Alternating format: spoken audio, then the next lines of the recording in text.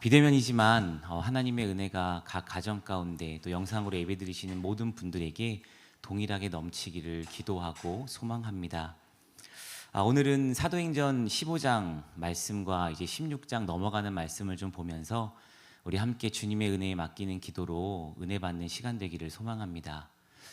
사도행전 15장 말씀은 이제 오늘 말씀은 드디어 이제 사도 바울이 2차 전도 여행의 시작, 바로 출발점에 서는 그 시작점을 우리가 오늘 좀 보게 될 것입니다.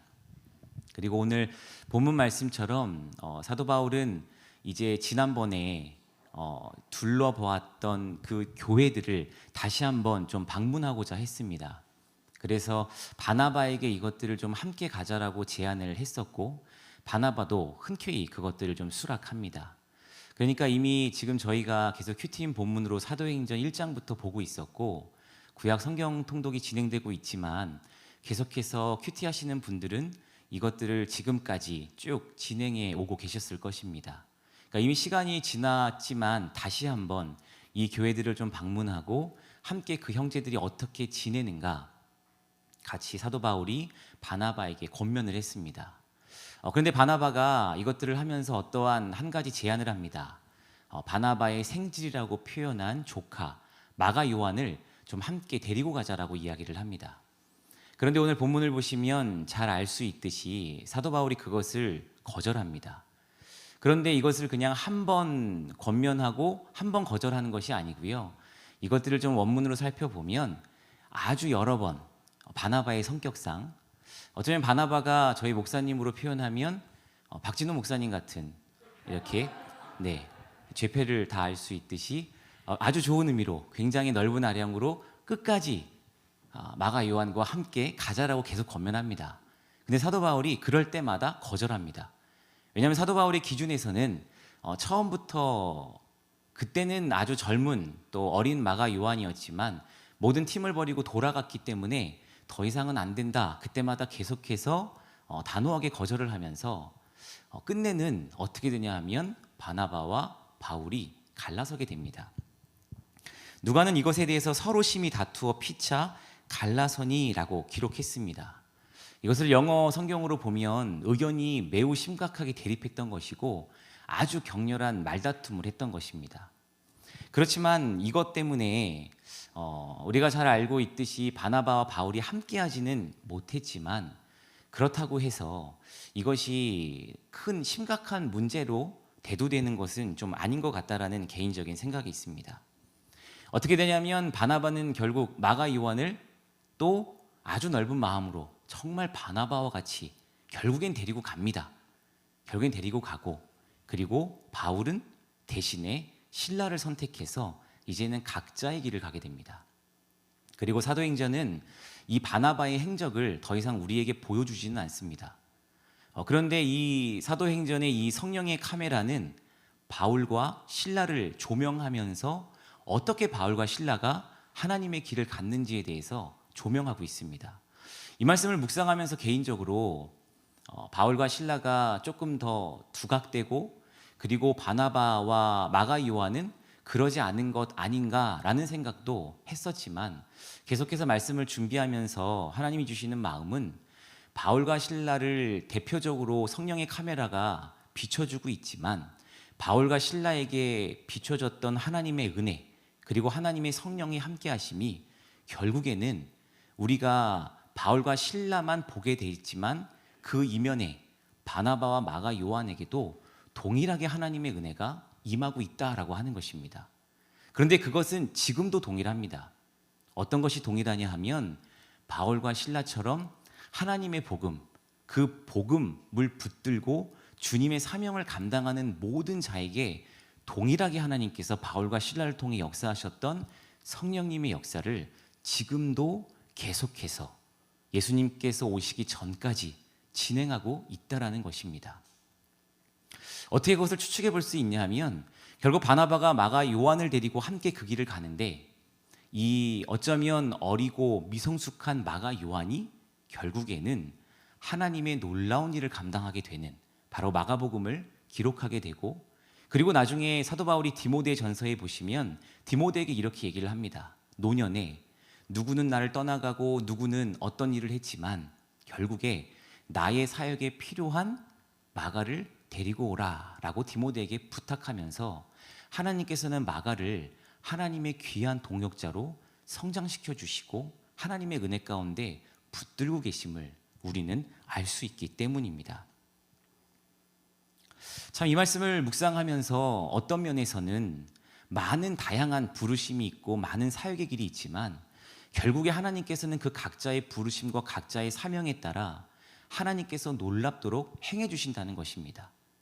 바울의 하나님만이 아니라 신라의 하나님만이 아니라 결국에 나의 하나님으로 하나님께서는 그렇게 지금도 이 땅에서, 아니 지금 8시 5분인데 지금 이 시간에 대한민국에서 수요 예배를 드리는 모든 교회들에게 동일한 성령님이 함께하고 계신다는 것입니다.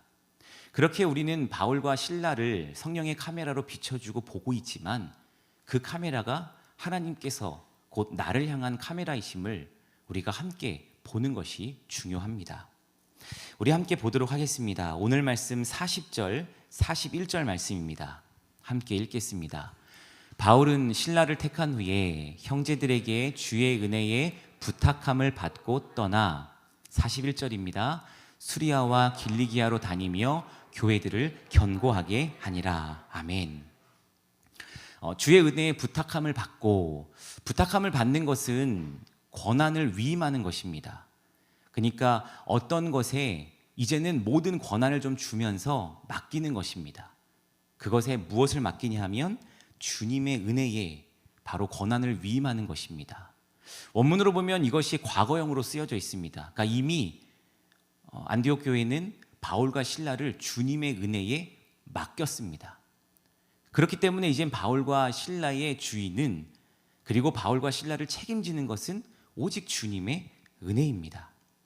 주님의 은혜에 권한을 위임함으로 맡기는 것입니다. 어쩌면 이렇게 기도하는 것입니다. 주님, 바울과 실라가 가는 길에 은혜를 부어 주옵소서. 이제 소식을 아는 것이 어렵고 더 이상 못 볼 수도 있는데 주님께서 은혜를 부어 주셔서 주님께 맡겨드리니 책임져 주옵소서. 그렇게 간절함으로 눈물로 기도하는 것입니다. 안디옥 교회 형제들이 바울과 실라를 위해서 그렇게 간절히 기도했을 때 하나님께서는 바울과 실라가 가는 곳마다 교회들을 견고하게 하셨고 하나님의 교회가 흔들리지 않도록 붙들어 주셨습니다. 이 말씀을 묵상하면서 개인적으로 고영원 선교사님께서 작사 작곡한 파송의 노래가 생각났습니다. 가사가 이렇습니다. 평강의 왕이 함께 가시니 주의 강한 손 널 이끄신다고 합니다. 그리고 영광이 주께서 함께 가시니 밟는 모든 땅 주님 다스린다고 합니다. 세상 이기신 주가 늘 함께 너와 동행하시고 내게 새 힘 주시리. 참으로 은혜가 되고 위로가 되고 격려가 되는 말씀입니다. 코로나 전에는 교회에서 파송받아가는 형제들에게, 특별히 청년 중에 선교지로 가는, 군대도 선교지이기에 가는 모든 사람들에게 항상 항아리 기도라고 하고 둘러서 함께 기도하고 함께 축복했던 그 파송의 노래. 저는 이 파송의 노래를 생각할 때마다 몇 년 전에, 좀 오래전이긴 하지만 중국 단동에 가서 선교사님을 만났던 그 기억이 꼭 납니다. 나이가 많으신 선교사님 부부였는데 중국 단동이 그때는 또 지금도 위험하지만 그때도 더 위험했던지라 함께 조용한 곳에 가서 그 선교사님들의 이야기를 팀과 함께 들었습니다. 선교사님들이 그 부부께서 기도 제목을 좀 나눠주시고 그리고 나서 저희가 함께 갔던 자매님이 유명한 플룻 연주자셨는데 갑자기 특송을 하고 싶다고 하면서 플룻으로 파송의 노래를 연주했습니다. 지금도 그 연주가 참 귓가에 들리는 것 같습니다. 그렇게 연주를 했는데 선교사님께서, 그 부부께서 사실 오늘 너무나 힘들고 지친 일이 있었는데 하나님께서 이 곡을 통해서 위로해 주시고 격려해 주시고 그렇게 좀 눈물을 많이 흘리셨습니다. 특별히 부인 선교사님께서 눈물을 그렇게 많이 흘리셨습니다. 그리고 참으로 감사해 하셨습니다. 저희들에게가 아닌 선물을 주신 하나님께 너무나도 감사해 하셨습니다. 이 곡을 생각할 때마다 저는 그때의 그 장면들이 생각납니다. 왜냐하면 이 찬양 가사의 고백이 하나님의 은혜에 맡기고 하나님의 은혜에 부탁하는 기도이기 때문입니다. 주님의 은혜에 맡기는 기도는 과연 무엇일까? 앞서 말씀드린 것처럼 주님께 모든 것을 책임져 달라고 부탁하는 기도입니다. 한치 앞을 내다볼 수 없는 우리이기에, 그리고 그 어떤 것도 예측할 수 없고 사람이 마음으로 자기의 길을 계획할지라도 그 걸음을 인도하시는 분이 하나님이다라고 하는 이 고백밖에는 드릴 것이 없기 때문에 정말로 하나님의 은혜가 아니고선 그 어떤 것도 감당할 수 없기 때문입니다. 저는 아직 젊지만 이 두 자녀를 낳아보니까 또 아빠된 또 젊은 아빠로서 그것이 지금도 계속해서 그렇게 기도할 수밖에는 없구나라고 하는 것을 깨닫곤 합니다. 갓난아기가 엄마 품에 있지만 걷기 시작하면 이제 엄마 품을 떠나니까 모든 것이 다 뒤죽박죽 되어집니다. 그리고 아이들이 놀이터에서 놀 때도 잠깐 한눈 파는 사이에 아이들이 없어지면 행여나 노심초사하고, 그러니 계속 부모가 된 입장에서 기도할 수밖에 없는 것은 주님의 은혜에 맡기는 기도 밖에는 없습니다. 그런데 이제는 좀 장성한 자녀들이 외국에 나가서 아니면 군대에 있거나 떨어져 있다라면 얼마나 더 이 기도가 간절하겠습니까? 주님의 은혜에 부탁하고 맡기는 기도는 이렇게 하나님께서 모든 우리의 인생사를 통틀어서 광범위하게 모두에게 적용되는 하나님의 기도입니다. 그래서 이 안디옥 교회 형제들은 바울과 실라를 주님의 은혜에 맡겼습니다. 그런데 바울과 실라 편에서는 그것을 어떻게 과연 해석했을까? 주님의 은혜에 부탁하는 기도, 주님의 은혜에 맡기는 기도는 바울과 실라 입장에서는 이제는 내 인생의 주인이 주님이 아니라 성령님이심을 고백하는 기도일 것입니다. 한치 앞을 내다볼 수 없고, 그리고 내가 아무리 계획을 짠다 한들 너무나도 위험하고 그 어려운 상황 가운데 실제로 인사를 하면 더 이상은 볼 수도 없습니다. 지금의 상황이 아닌 너무나도 오래 전에였기 때문에, 그렇기 때문에 바울과 실라 입장에서는 이제 그렇게 떠나는 그 막막한 길이 정말로 내 인생의 주인이 주님이 아니라 하나님이시고 성령님이심을 고백하는 기도였을 것입니다. 특별히 사도 바울 입장에서는 그것이 너무나도 이제 전도 여행을 1차부터 2차 그리고 3차, 아니 마지막 그 로마에 이르기까지 모든 것이 점점 더 점층적으로 점점 더 그것이 사도 바울에겐 더더욱 느껴졌을 것입니다. 사도행전 9장 8절에 사도 바울은 예수님을 만났던 고백을 이렇게 합니다. 사도행전 9장 8절입니다. 사울이 땅에서 일어나 눈은 떴으나 아무것도 보지 못하고 사람의 손에 끌려 다메섹으로 들어가서. 사도 바울은 여러 차례 자신의 간증을 사도행전에서 증거하고 있습니다. 사도행전의 간증이 이렇습니다. 땅에서 일어나 눈은 떴으나 일시적으로 눈을 보지 못했기에 일시적으로 시력이 상실해서 귀는 들렸는데 사람의 손에 끌려 다메섹으로 들어갑니다.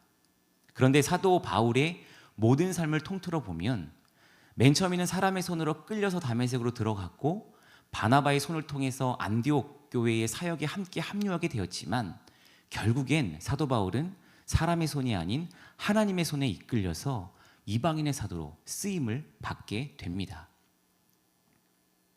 이스라엘 백성이 광야에서 낮에는 구름 기둥으로 밤에는 불 기둥으로 인도함 받았던 것처럼 사도 바울은 이제 자기 자신의 주인이 내가 아닌 성령님이심을 절절하게 너무나도 그 누구보다도 깨달았던 것입니다. 이것이 매우 중요합니다. 오늘 이제 사도행전 15장에서부터 16장으로 넘어가는 이 시점에서 특별히 사도행전 16장 우리가 본문 보았던 그 이후의 것들은 정말로 성령님께서 어떻게 인도하시는지를 우리가 너무나도 잘 볼 수 있는데, 이것들을 묵상하면서 우리가 하나 잊지 말아야 할 것은 예수의 영에 이끌리고 성령에 이끌렸던 사도 바울이지만 그에게 아무런 계획이 없었던 것은 절대로 아니라는 것입니다. 사람은 누구나 다 계획을 합니다. 저 또한 누구의 말만 따라 저는 혈액형을 잘 믿지는 않는데 A형인지라 굉장히 철저하게 계획하고 분석하고 즉흥적이면 굉장히 마음이 힘듭니다. 사람마다 다 고유 성격이 있지 않습니까? 저희 딸이 그렇습니다. 굉장히 철저해야 되고 계획적이어야 되고 참 신기합니다. 그랬기에 사도 바울도 굉장히 전략적인 사람이었습니다. 어떻게 그것을 알 수 있냐 하면 오늘 말씀에서 사도 바울은 신라를 택합니다. 이 신라도 전략적으로 택한 것입니다. 너무나도 어쩌면 차가운 사람일 수도 있어서 마가 요한이 기준이 차지 않으니 한번 거절하니 더 이상 그것이 용납이 되어지지 않고 이제 신라도 자기가 편한 사람, 어떻게 하면 나의 사역에 도움이 될 만한 사람인지 그렇게 택했습니다. 그리고 16장에 보시면 디모데를 택합니다. 이 디모데도 아주 전략적으로 택합니다. 어머니가 유대인이고 아버지가 헬라인인데 이미 혼혈인인데 그랬기에 사실은 할례를 받을 필요도 없습니다. 어머니가 유대인이면 그 자녀도 유대인입니다. 그런데 디모데는 할례를 받지 않았습니다. 그런데 사도 바울이 가는 곳곳마다 만났던 사람들은 유대인들, 그 유대인들에게 예수의 복음을 전해야 했기에 그렇기 때문에 자신도 유대인이고 그랬기에 함께 동행한 디모데에게 할례를 행하라고 함께 하자고 그렇게 권면했고 디모데가 할례를 행합니다. 사도 바울은 이렇듯 철저하게 계획적이고 전략적이었습니다. 그런데 예수의 영에 이끌린 이 사도 바울을 점점 변해지는 모습들을 보면 볼수록 이 사도 바울이 자기 자신의 모든 계획들은 다 내려놓고 성령님께만 온전하게 맡기는 것들을 우리는 볼 수 있습니다. 그것이 참으로 놀랍습니다. 결국에는 자기의 뜻을 꺾습니다. 왜냐하면 전도 여행의 모든 코스들을 보면 사도 바울은 사실 이 복음을 가지고 이방 로마로 가고자 하는 생각은 전혀 하지 못했습니다. 왜냐하면 성령 때문에 사도 바울의 모든 계획이 완전히 반대 방향으로 진행되었기 때문입니다.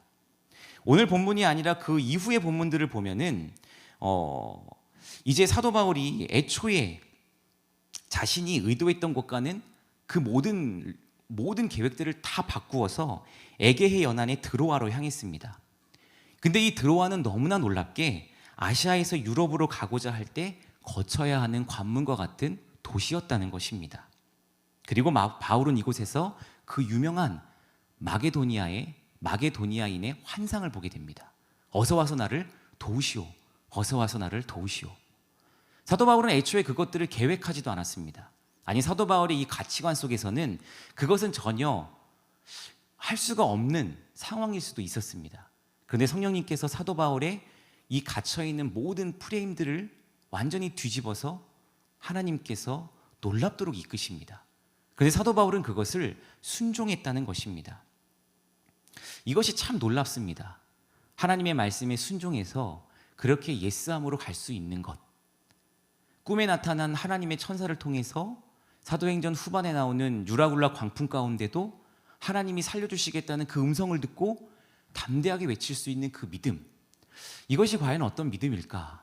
참으로 하나님 앞에서 도전이 되고 은혜가 되는 말씀입니다.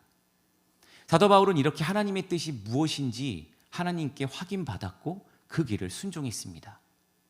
하나님의 뜻을 확인하기 위해서 과연 우리는 무엇을 어떻게 해야 될 것인가?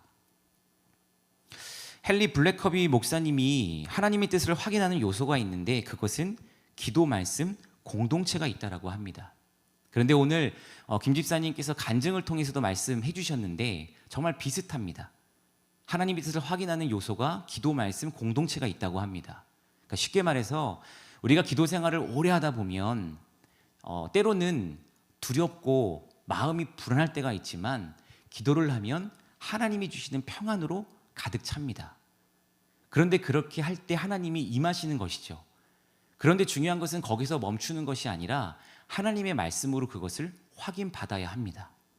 그래서 우리가 매일 말씀 묵상하고 그리고 또한 큐티를 통해 그 콰이어 타임, 그 조용한 고요한 시간을 통해서 하나님이 과연 내게 이 말씀을 통해서 어떻게 역사하시고 무엇을 말씀하시는가, 그것들을 결단하고 적용하고 있지 않습니까? 개인적으로 주님 기쁨의 교회에 와서 우리 교구장님들이 정말로 부지런하게 참으로 목회자지만 너무나도 부끄럽게 매일매일 묵상 나눔을 올리시는 것들을 보면서 참 개인적으로 많이 은혜 받습니다. 그리고 많이 도전됩니다. 그리고 하나님 앞에서 나는 어떻게 묵상을 하고 있는가 또 돌아보게 됩니다. 너무나도 인사이트가 좋으시고 나는 새벽에 이렇게 말씀을 전했는데 이분들은 내가 주장했던 건 A인데 거기서 은혜 받지 못하시고 B에서 C에서 은혜를 받으시니까 개인적으로 참 많이 부끄럽고 더 기도를 많이 하게 됩니다. 그리고 어떻게 이런 발견을 하셨지? 라는 생각들도 해보게 됩니다. 지난주에 한 교구장님께서 저한테 전화 신방을 하던 중에 이렇게 물어보셨습니다. 목사님, 교구장 방에 이렇게 묵상 나눔을 올리는데 걱정되는 게 있는데 내가 잘 모르는 교구장님들도 있어서 나의 솔직한 이야기를 다 오픈해서 나누는 것이 진짜로 좋을까요? 이분들이 혹시나 오해하지 않을까요? 그런 질문을 저에게 하셨는데 저는 즉각적으로 아니 그렇지 않습니다. 모든 것들을 솔직하게 다 하셔도 됩니다. 왜냐하면 그 교구장님께서 요즘에 은혜 받으신 게 있으셔서 원래는 잘 나누지 않으셨던 분인데 요즘에 많이 올리십니다. 분량도 굉장히 깁니다. 근데 자기 자신의 가정사 또 시어머니에 대한 이야기 그러한 이야기였기에 저한테 개인적으로 정말 고민이 돼서 물어보신 것입니다. 그런데 하나님의 기도, 말씀, 공동체 그런데 이것들을 나누면서 누가 먼저 은혜 받냐 하면 그분이 먼저 은혜 받고 그분의 이야기를 통해 각자가 다 서로가 거울되기에 그것들을 보면서 하나님의 말씀을 통해서 서로 위로받고 격려받고 있다는 것입니다. 그렇게 하나님의 뜻을 확인하고 있습니다. 그렇게 기도하면서 하나님께서는 그 묵상 나눔을 통해 우리가 앞으로 인생을 어떻게 살아가야 할지 하나님께서 주시는 이 바로 성경 지침서이자 매뉴얼인 이 말씀을 통해서 하나님은 놀랍게 역사하십니다. 우리가 기도하다가 그리고 문득 생활하다가 어떠한 말씀들이 간혹 생각날 때가 있습니다. 그리고 그 말씀을 찾아보면 실제로 그 말씀이 성경책에 있구나라고 하는 것들을 발견할 때가 있으실 것입니다. 그래서 성경 암송은 매우 중요합니다. 저도 20대 때부터 전도사를 해왔고 저도 어렸을 때 주일학교를 다녔기 때문에 성경 암송이 정말 중요하다라고 하는 것을 저는 더 많이 느낍니다. 제가 전도사였을 때는 이 노래를 통해서 성경 암송을 아이들한테 시켰습니다. 율동, 노래. 근데 그것이 너무 신기한 것은 잊혀지지 않습니다. 시간이 지나도 생각이 납니다. 그리고 우리가 한번 좀 과거를 돌이켜 보시면 중학교 때 중고등부 수련회 가서 어쩌면 그렇게 밥 먹을 때 성경 암송을 시킵니까? 성경 암송을 시키는데 너무 놀라운 것은 끝까지 시킵니다. 그래서 저희 때는 그 중고등부 수련회를 아주 색색들이 왔습니다. 머리털이 노란색, 빨강색, 파란색 아이들이 많이 왔어요. 파주시에서도 칠성사이다라고 하는 그런 그룹들도 오고 근데 그 아이들도 결국에는 말씀을 외우고 밥을 먹더라고요. 왜냐하면 1시간이 걸려도 절대로 밥을 못 먹게 하니까 처음에는 소위 속된 말로 반항과 객이다가 나중엔 포기하고 그룹 속에 들어가서 신나게 외웁니다. 그리고 저녁 때 정말 은혜를 받더라고요. 그 아이들이 정말 눈물을 흘리고 기도하는 모습을 보면서 참 개인적으로 이 성경 암송이 놀랍구나. 말씀의 힘이 이런 것인가? 어렸을 때 한번 생각해 봤습니다. 그런데 저 또한 이렇게 성경 암송을 외웠는데 군대에 가서 그 말씀이 생각이 나더라고요.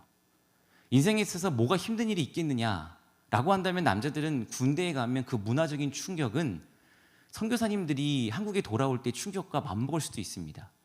혼자 생활하다가 뚝 떨어져서 말도 안 되는 20대의 젊은이들을 울타리에 가둬놓고 생활을 시킵니다. 그런데 그 말씀들이 문득 생각나면서 내가 말씀을 붙잡고 있는 게 아니고 하나님의 말씀이 나를 붙들고 지키고 계시는구나 라고 하는 것들을 저 또한 느꼈습니다. 성경 말씀이 참 성경 암송이 너무나 중요합니다.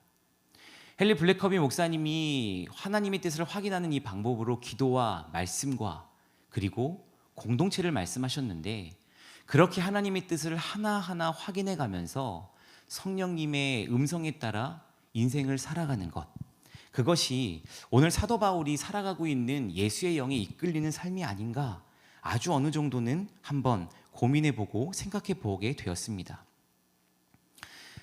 담임 목사님께서 여름 방학을 이제 시작할 때 큐티 말씀 그리고 구약 성경 통독 둘 다 중요하다. 그러기에 둘 다 함께 할 것을 권면해 주셨습니다. 그리고 실제로 계속해서 우리 사랑하는 성도님들이 그렇게 하나하나 해주시고 또 구약 성경 통독도 그렇게 은혜 가운데 해주고 계십니다. 이제 벌써 내일이면 민수기 말씀이 시작되고 다음 주 토요일에 끝납니다.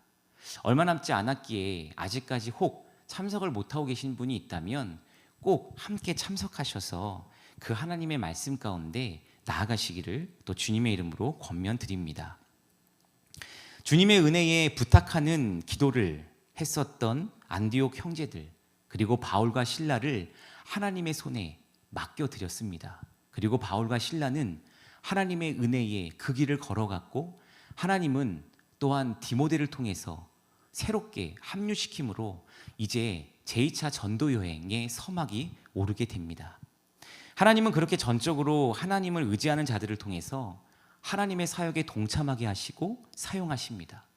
그리고 사도 바울처럼 하나님만을 전적으로 의지하는 자들을 통해서 우리가 생각하지 못하고 계획하지 못한 크고 놀라운 사역을 이루어 가십니다. 사도 바울의 전략대로 움직였다면 결코 행하지 못했었던 그 모든 계획들을 하나님은 사도 바울을 통해서 이끌어 주시고 말씀하십니다. 그러므로 부흥의 주체는 우리가 아닌 성령이십니다. 마틴 로이드 존스 목사님께서 쓰신 부흥이라고 하는 책의 부흥의 정의를 목사님은 이렇게 내리십니다. 부흥은 문자 그대로 성령 하나님이 자신들 가운데 임하셨음을 알게 되는 것입니다. 부흥이 뭐냐 하면 성령 하나님이 자신들 가운데 임하셨음을 알게 된다는 것입니다. 이것을 오늘 말씀에 비추어서 적용해 보면 바로 이것입니다. 바울과 그 일행들, 실라와 디모데와 그리고 또 합류하게 되는 그 수많은 사도 바울의 그 모든 일행들이 성령님이 함께 하셨음을 이제 알았습니다. 그렇게 어떤 현상들이 일어났습니까? 교회들이 굳건해지고 견고해지고 그리고 하나님의 교회들이 그리고 여러 교회가 믿음이 더 굳건해지고 수가 날마다 늘어가게 되었다라고 하나님은 말씀하십니다. 이 순서가 중요하다고 생각합니다. 먼저 성령님이 임하셔야 되는 것이 첫 번째이고 그리고 나면 하나님께서 내가 교회이기에 그리고 우리가 교회이기에 가정에 성령님이 임하고 교회가 성령님이 임할 때 하나님께서 그 교회들을 흔들리지 않도록 붙들어 주십니다. 왜냐하면 성령님이 임하셨기에 예수 그리스도의 반석 가운데 깊고 넓게 뿌리 내렸기 때문입니다. 흔들리지 않습니다. 많은 이단들이 공격을 해오고 사도 바울이 복음을 전하고 배를 타고 가면 또다시 어딘가에서 유대인들이 와서 그것들을 다시금 선동질하고 이간질시키고 흔들어 버렸는데 이제는 성령님이 임하셨기에 그렇게 흔들리지 않게 하나님께서 함께 하신다는 것입니다. 너무나 놀랍습니다. 그리고 수가 늘어나는 것, 이것은 어쩌면 그냥 자연스럽게 따라오는 하나의 현상이라는 것입니다. 중요한 것은 성령이 임하시는 것입니다. 성령 충만한 것입니다. 그래서 마지막으로 우리가 기도해야 할 것은 내가 있는 지금 이곳에서 하나님의 마음으로 하나님의 눈물로 간절하게 기도하는 것입니다. 하나님의 부흥을 구하는 것입니다. 이제 우리가 하나님께 사용되어져야 되는데 어쩌면 나의 시선은 하나님께 가 있지 않고 너무나도 사소한 것에 아니면 나의 감정을 상하게 하는 것에 지금까지 내가 집중되어 있었다면 이제부터는 모든 시선을 예수 그리스도께 맞추고 성령님께 맞추어서 하나님께서 사용하시기 편한 가정으로 하나님께서 사용하시기 편한 장로님과 권사님과 순장님으로 그렇게 하나님 앞에 나아가는 것입니다. 모든 부흥의 시기, 역사적으로 임했던 모든 부흥의 시기에 그래서 공통적으로 나타나는 현상은 단 한 가지입니다. 바로 크고도 깊은 진지함이었습니다. 하나님의 말씀이 진지하게 내 마음에 와닿는 것입니다. 그냥 우스갯소리로 와닿는 것이 아니고 정말로 크고도 깊은 진지함이라는 것입니다. 지금까지 역사적으로 모든 부흥들이 다 그랬습니다. 영국의 웨일스 부흥, 모든 건초더미 기도회로부터 시작된 부흥과 조선 평양의 대부흥, 모든 역사적으로 고비마다 있었던 하나님의 놀라운 부흥은 그렇게 우리로 하여금 하나님 말씀 앞에 진지하게 하셨습니다. 그래서 우리는 하나님께 우리를 불쌍히 여겨달라고 기도해야 합니다. 그렇게 기도할 때 하나님께서 하나님의 영광의 빛으로 우리를 비추어 주십니다. 그래서 부흥은 마지막으로 되살리는 것입니다. 이젠 죽었어, 끝났어라고 말하는 그 시점에서 다시 살아나는 것입니다. 성령이 임하시기에 회복시켜 주시고 살아나는 것입니다. 성령 충만함을 위해서 간절히 기도했으면 좋겠습니다. 끝까지 성령 받을 때까지 하나님께서 주시는 그 은혜를 붙잡고 성령님 나를 도와주십시오. 도와주시지 않으면 내가 아무것도 할 수 없습니다. 오늘 찬양처럼 원하고 바라고 기도하는 이것이 곡조 붙은 기도인데 정말로 그렇게 우리 엔젤리스 5분께서 그렇게 사시기를 정말 주님의 이름으로 축원드립니다. 그렇기에 원하고 바라고 기도합니다. 주님 나에게도 성령 충만함을 부어주시옵소서. 성령님이 인도하여 주시옵소서. 그렇게 예수의 영에 이끌려 살아가는 우리 모두가 되시기를 간절히 소망하고 기도합니다. 말씀을 준비하면서 곡을 준비했습니다. 이제 같이 함께 부를 텐데요. 고영원 선교사님께서 작사 작곡하신 한라에서 백두까지, 백두에서 땅끝까지라고 하는 곡입니다. 그리고 말씀을 준비하면서 이 부흥의 이 유튜브를 좀 많이 찾아봤습니다. 부흥 2000, 저 또한 부흥 2000 세대입니다. 2000년도에 부흥 2000을 갈망하면서 함께 기도했고 코로나로 인해서 다 마스크를 쓰고 기도할 수밖에 없지만 그때 부산 해운대에서 고용원 선교사님이 한라에서 백두까지를 그 해운대에 모인 수많은 젊은이들과 함께 부른 그 유튜브를 보면서 참 마음이 뜨거웠습니다. 그리고 정말로 아직까지도 2021년도인데 계속해서 우리는 기도하고 있구나. 그리고 이 기도를 쉬지 말아야 되겠구나. 이 찬양곡의 후렴구 가사가 이렇습니다. 성령의 새바람 이 땅에 불어오소서. 주의 영 그 생기로 우리를 다시 살리사 이 땅에 하나님 영광 거하는 그런 나라가 되게 하소서. 열방에 하나님 영광 비추는 그런 나라가 되게 하소서. 우리 이 찬양 같이 좀 충분히 부르면서 함께 이 시간 기도했으면 합니다.